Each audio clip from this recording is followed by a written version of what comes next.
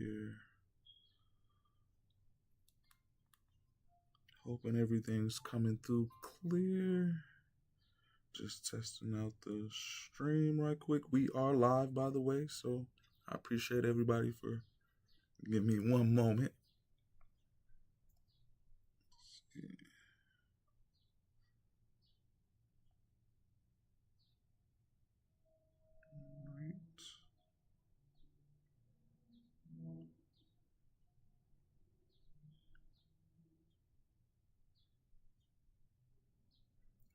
Okay, cool enough. All right. Good evening, good afternoon, good morning, whatever time frame you're watching this. I hope to make sure I caught you at a good time, caught you in a good space to be able to share something with you all today. And as you can see, the hot topic of today is ABA, Applied Behavioral Analysis. And this has been one of the studies that I've been imparting on for quite some time now. I've been in the field of ABA for about 8 years and just really wanted to share with you all some of the information that I've learned and some of the practices that I, impart with kiddos or young adults, anyone who is considered in need of these services. And I just wanted to bring more information in light of what it is that I do, what it is that someone who's a BCBA or RBT, and really wanted to give a more insightful look on what it is that we do when we work with the population that receives the services of ABA. So, man, I just want to give you guys kind of like an overview of how I was introduced into the field. And so, like I told you guys, I've been in for about 8 years now.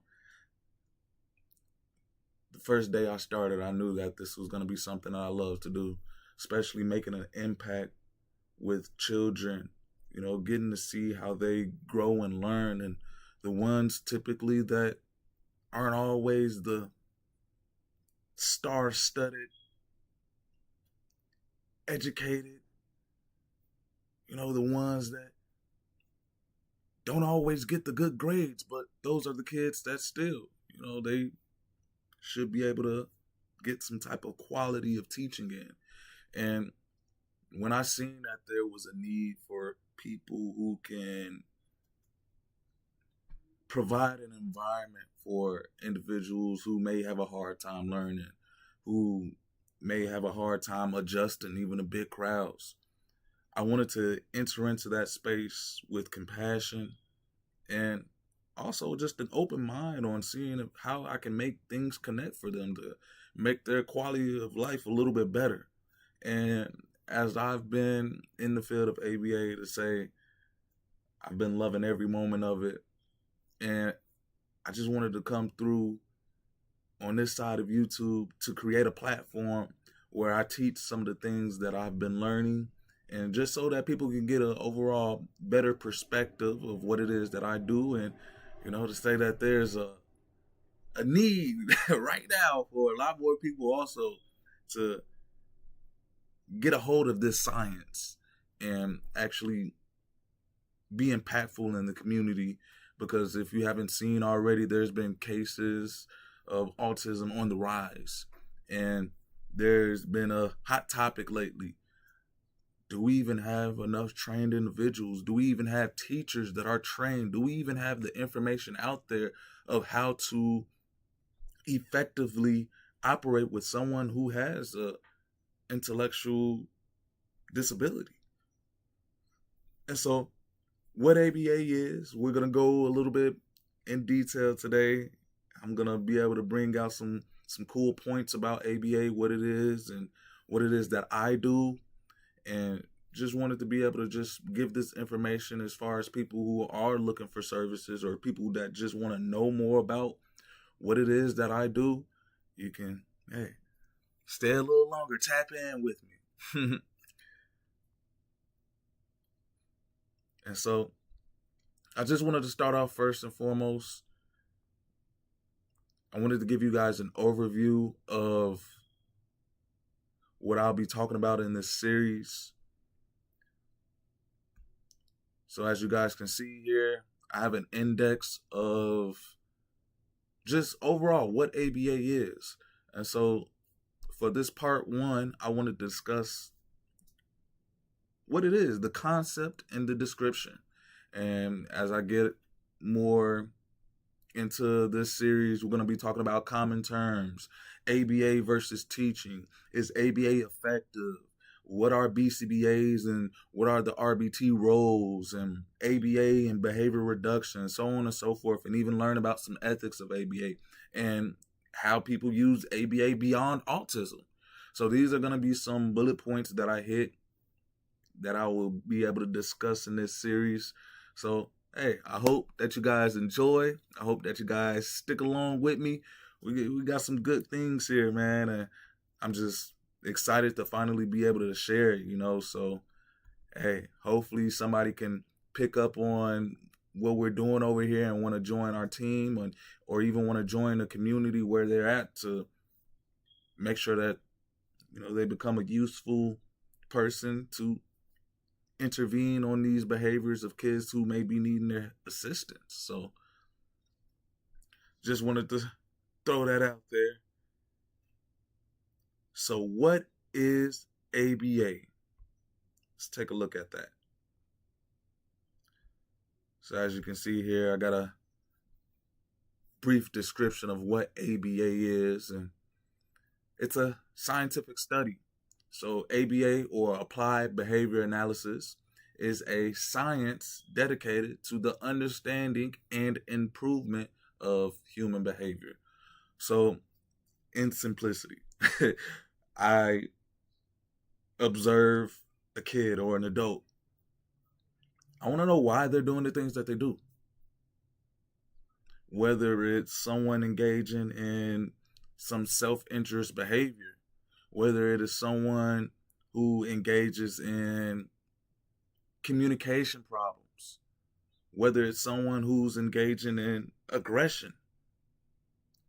My goal is to understand why they're doing it. And ultimately, the end goal is to improve. Being able to help out a kid that harms himself and teach him why that's not okay, or even teach them something to replace that behavior. Being able to help out a kid that can't really vocally communicate, but being able to effectively communicate using, let's just say, pictures, or using an augmented communication device. So other different ways where we can intervene in someone's behavior to help them improve the quality of their life. So ABA, in essence, is trying to understand why someone is behaving the way that they are and help them improve on the functionings of their life, whether it's communication, whether it's behavioral, or whether it's just the overall daily living skills. So these are some of the things that we work on, identify, and we target as these behaviors needed for improvement in ABA. And my role in ABA, being an RBT, or a registered behavior technician, I help out the BCBAs to implement the programs to be able to target a certain behavior in order for that behavior to improve or decrease. And it all varies. Every child is unique. Every person, individual who receives services is unique. So they might not have the same bounds of behaviors as someone else. And, we may target other behaviors. So it's not like a school where you are simply learning the curriculum for that age. And to say the freedom or the flexibility of how we teach the kids, how we teach the young adults, and even adults who receive ABA services, this is what kind of brings me to be more passionate about it, be more creative too, because it's not just thinking about what I would want to teach someone to improve their life, but it's also having input of what they would want or and necessarily what they need. So that's what I take away from ABA. What I think is kind of cool outside of the science, you get a more personal connection with someone. You actually build a relationship where you help them connect things in life to be more independent. And hey, that relationship, that influence can go a long way. So let's keep on going here.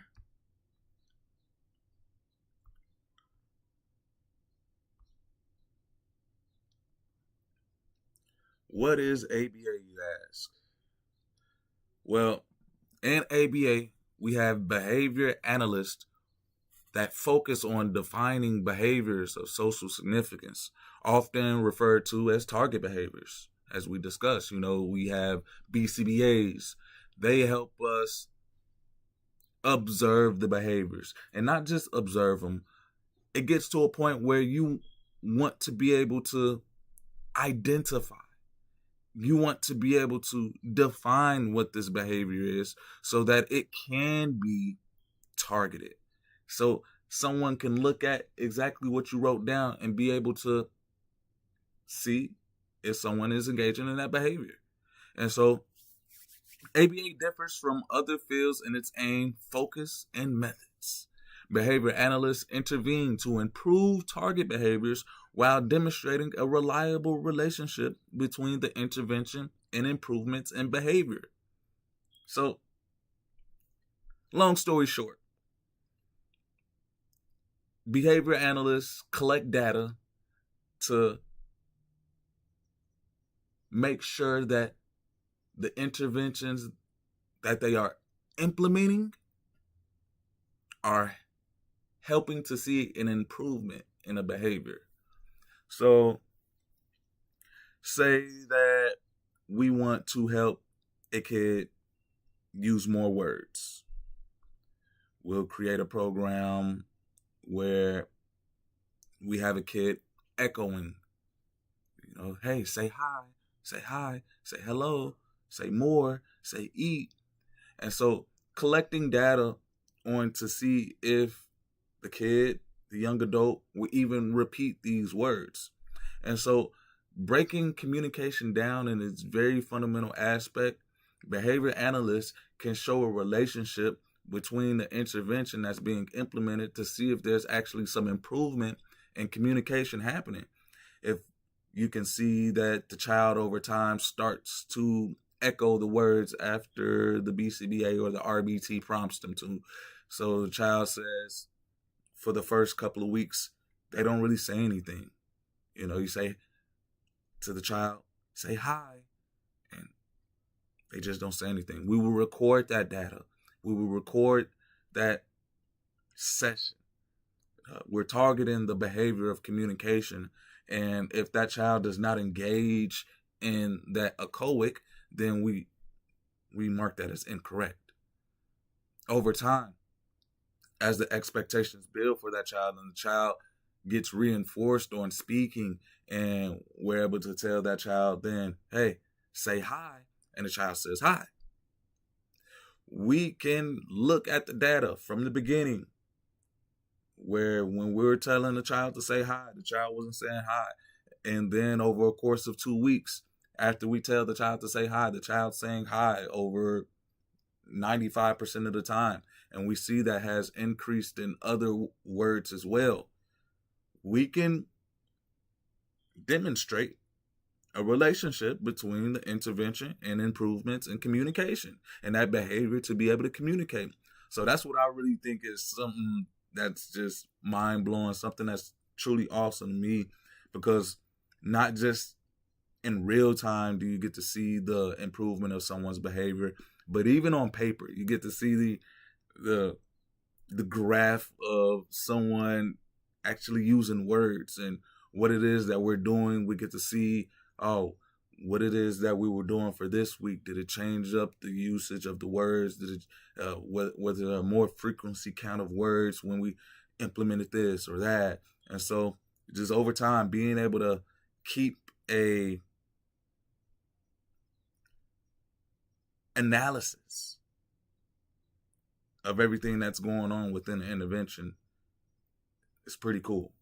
And you get to see real time, and not just for you parents and the insurance companies, so they know that what we're doing as technicians and as behavior analysts are it's effective, and it's actually improving a behavior that was targeted.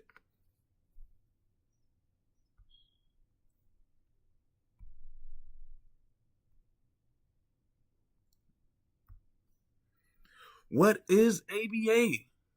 Well, as I was explaining, it's an effective intervention if you see the behavior improving. So once an effective intervention is implemented, ongoing data collection occurs. Behavior analysts help train staff to implement interventions and facilitate a consistent protocol. Behavior analysts program for generalization and maintenance to ensure that the behavior maintains over time across different settings and people. So, just to break this down,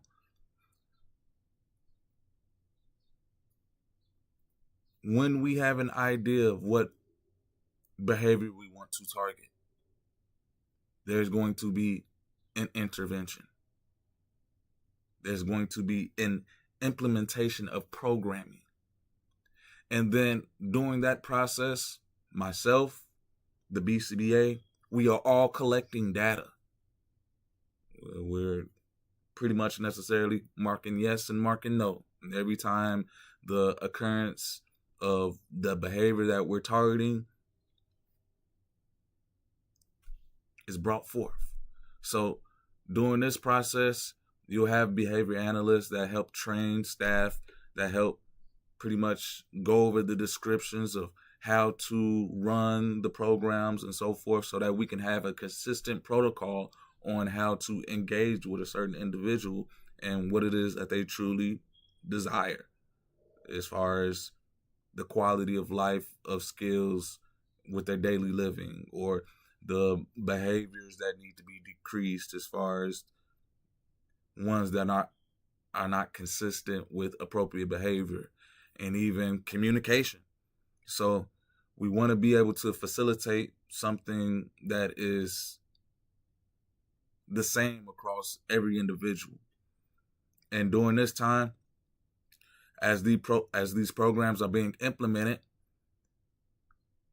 the behavior analyst's goal is for generalization and maintenance, which in turn means, in simple words, will this behavior occur outside of the treatment clinic? Will this behavior occur not just with the person that is implementing the program, or not just the person that is working with the child or the adult? Will this behavior be generalized in different settings across different times with different people? And so that's how you know that intervention is effective, when you can say that the behavior has been maintained and generalized. And that should be the goal for all my behavior analysts. That should be the goal for all of my RBTs. Will the kid or the young adult that you work with, will the things that you intervene with them on, will it only pertain to the environment that they're in with you? Or can they take those skills and go function independently elsewhere and with other people? So that's one thing to look at as well.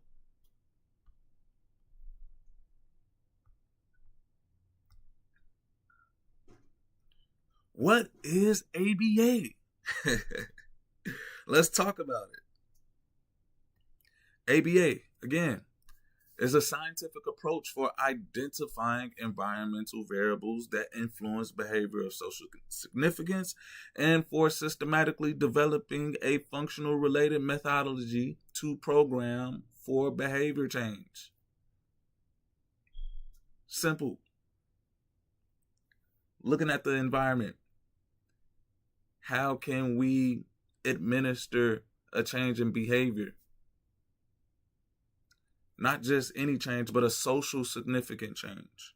Whether, again, I'm pointing out the three top social significant behavior changes that I've seen thus far as I've been working in the field, whether it's communication or along the lines of problematic behavior or disruptive behavior and even learning. So we want to be able to improve this behavior. And how can we do that? Things in the environment and even us as so-called practitioners of ABA, we can play a big role in the environment as far as how we're speaking, our engagement, and overall, are we making it fun? So that's just something you want to take into consideration, especially when you hear the word ABA.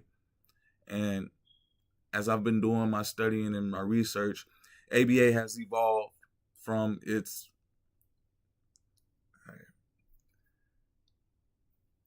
people can question the practices of ABA in the 60s and 70s being quite unethical. And so it has evolved into being more diversity affirming and evidence based with its practice. So I will congratulate the ones who came before me to be able to continually grow and get to this point where ABA has now changed lives for many. And so ABA focuses on skill acquisition. And skill acquisition can occur when a behavior analyst is teaching new and functional alternative behaviors. So, as we see here, and many times when people think about ABA, it's about someone who has autism. And when you think about someone who has a learning disability, majority of the time, there are a lot of biases. There's a term called ableism, which is pretty much thinking that individuals who have some type of disability are less than. And I'm here to say that's not the case. They're just differently capable. And it's up to us as practitioners of ABA to be able to understand and to be able to connect and communicate to individuals who are having a hard time adjusting.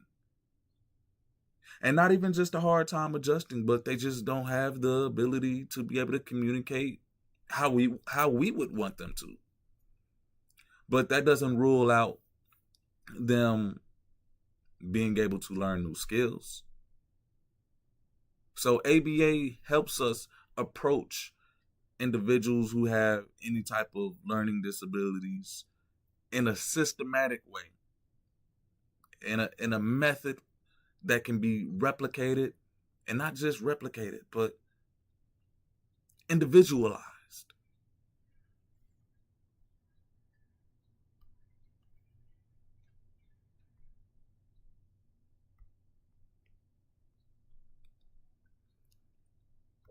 Here we go.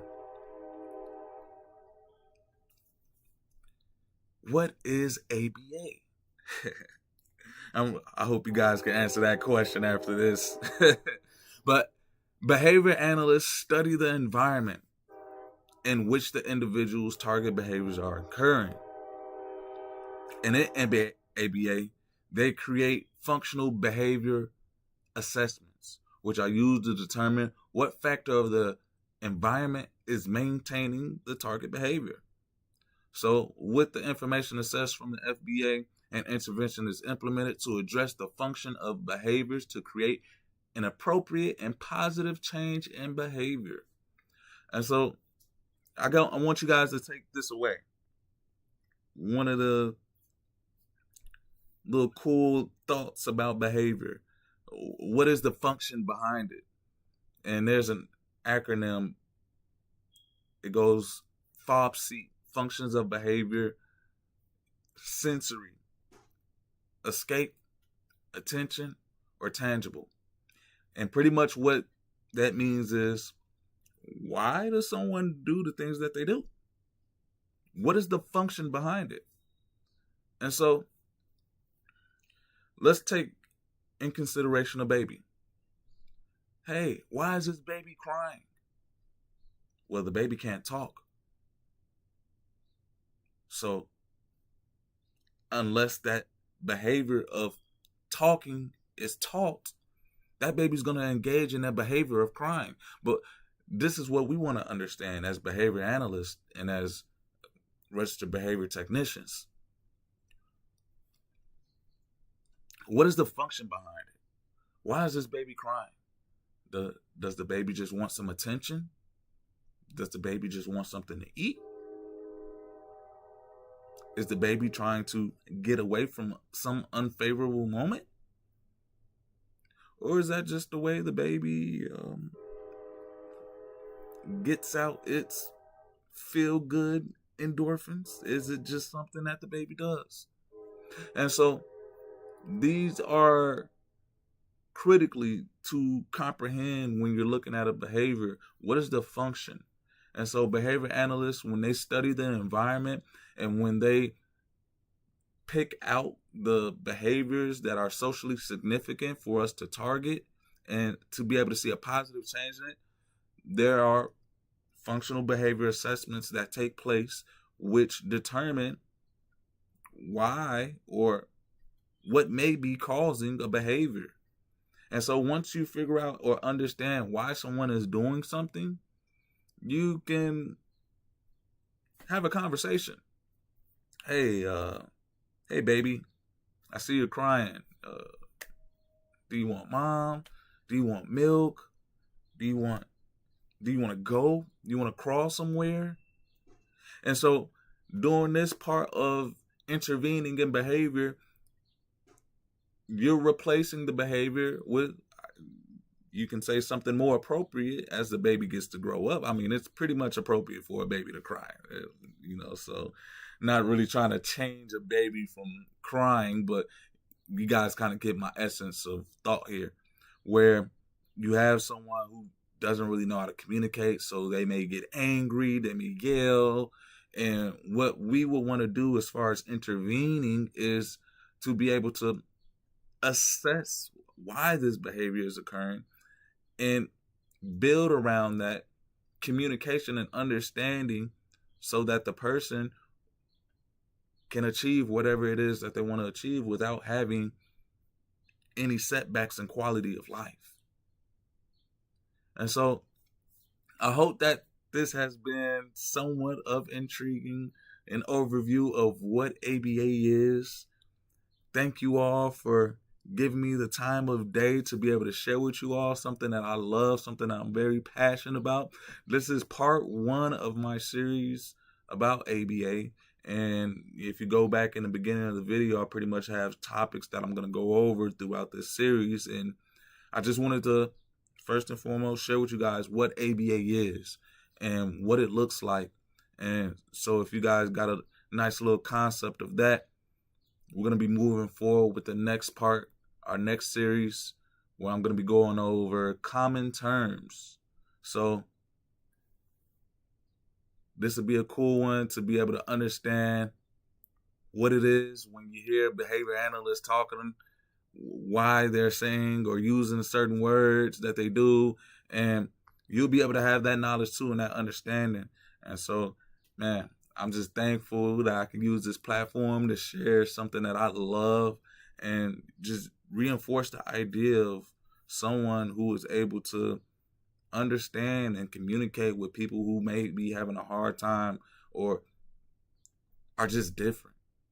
And so ABA is one of those services where people like myself get to intervene and help teach, help learn, and help grow with individuals who may not always have the same opportunities as others in the atypical learning environment.